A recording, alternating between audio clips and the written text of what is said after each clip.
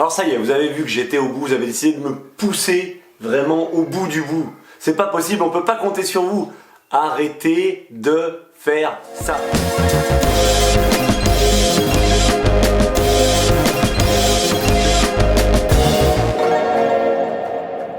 Salut Sébastien Labbé, vous êtes bien sur la chaîne La TV. On se retrouve aujourd'hui pour une nouvelle vidéo et rassurez-vous, tout va bien, je suis en forme, je suis pas là encore pour me plaindre. Life is a bitch, alors on se prend pas la tête et on en profite.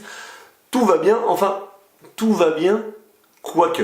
Alors si, première chose, j'en profite pour vous remercier pour tout votre soutien, que ce soit sur le spot, dans les commentaires de la dernière vidéo, ça fait super plaisir.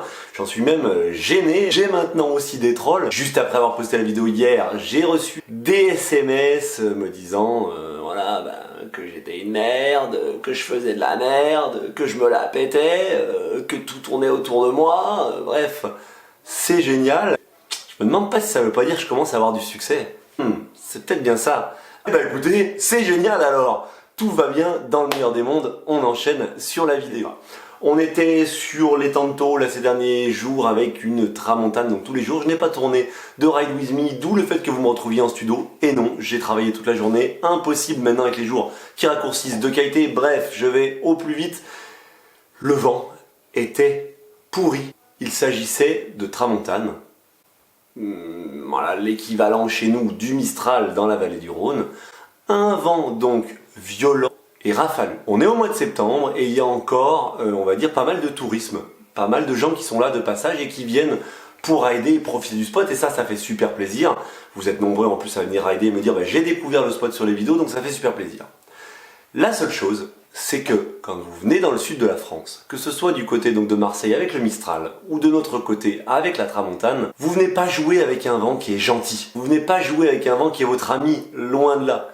Jouer avec un vent qui est rafaleux, qui, on peut le dire, est parfois traître, qui parfois est dangereux et surtout qui est imprévisible. Vous me voyez venir?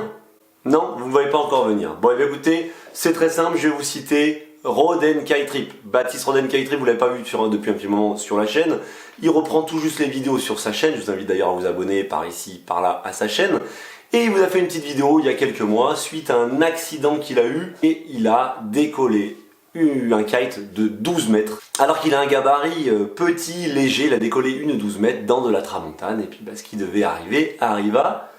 C'est l'envolade, c'est à aller plus haut, direction les sommets. Il a fini dans un arbre, et puis voilà quoi.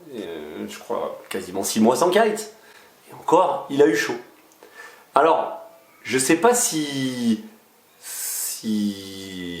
ça vaut le coup de faire une vidéo comme ça ou si c'est un peu pisser dans un violon. Bon, j'ai qu'une guitare, ça fera l'affaire. Mais voilà, je vais faire cette vidéo pour répéter la chose. Quand vous êtes dans le sud de la France, que vous naviguez par tramontane et par Mistral, vous êtes dans un vent imprévisible. Imprévisible.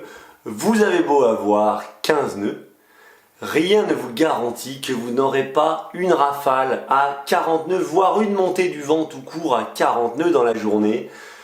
Alors vous pouvez tout me dire, hein. Vous pouvez me dire oui merde, Winguru a dit que c'était pétole, machin. Winguru c'est des modèles informatiques, c'est des modèles qui te disent oui il va y avoir à peu près ce vent là, etc. Ils sont pas du tout pointus et surtout ils ne prennent pas en compte les phénomènes locaux et l'imprévisibilité du vent. Et oui, chaque vent a ses particularités. Là, dans la tramontane, qu'est-ce qui s'est passé? On avait une tramontane qui était foireuse. Ben ouais, forcément, il n'y avait pas eu de vent de vraie tramontane propre depuis des mois. Là, il y a eu 4-5 jours de vent. Forcément, la tramontane, elle n'était pas super propre, elle n'était pas super lisse. Et du coup, eh bien, naviguer en 7, en 8, en 9, c'était parfait.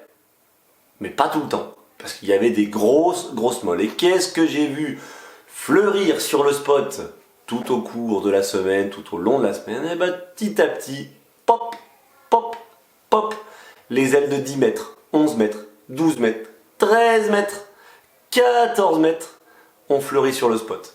Je vous le dis direct, hein, si on regarde les rapports d'accidentologie de la FFVL sur les dernières années, Parc des Dosses, quelque chose comme ça, un mort, enfin une nana qui s'est tuée il y a quelques années, allemande, de passage, gonflée à 14 parce qu'il y avait 10, 15, 2, montée à 40, bim, scratché sur le parking, morte. Le 4, je sais plus où, allemand, pareil, mort, rapport, 13 mètres, gonflé dans 10, 15, 2, rafale à 40, terminé sur un rocher. Terminé. Au pont-levis, les accidents qu'il y a eu, ça a toujours été ça. Surtoilé, le gars il s'envole, il s'éclate. Et pas plus tard qu'hier, on en discute juste dans les commentaires de la vidéo d'hier. Cédric, qui est un glissou, qui nous suit, qui est de passage sur le spot qui est là en vacances.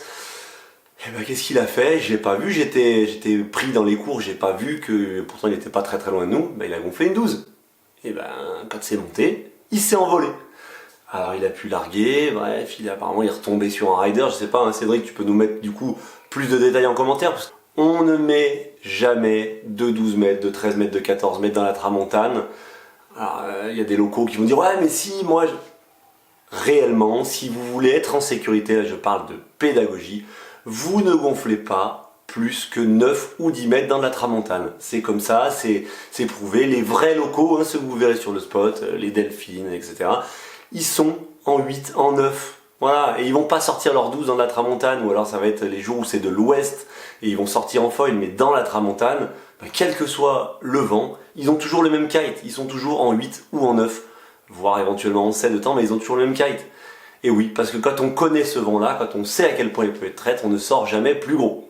Ça me permet de vous mettre une petite illustration et de vous dire que déjà, voilà, on ne sort pas surtoilé, et puis surtout, au moins si vous sortez surtoilé, ayez quand même le réflexe quand vous voyez que vous êtes surtoilé de larguer, utilisez votre largueur. Là notre ami, bon on est en plein hiver, mais voilà on voit qu'il est surtoilé, on voit que ça accélère, il a 10 fois le temps de déclencher son largueur, et non, ça finit de manière un petit peu électrique, c'est moins qu'on puisse dire, alors que voilà, tout de suite on voit qu'on est surtoilé, tout de suite on voit qu'on a fait l'erreur, on déclenche le largueur. Voilà, alors je sais, c'est encore une vidéo qui peut faire un petit peu moraliste pour certains, en particulier pour ceux d'entre vous qui ont un très bon niveau.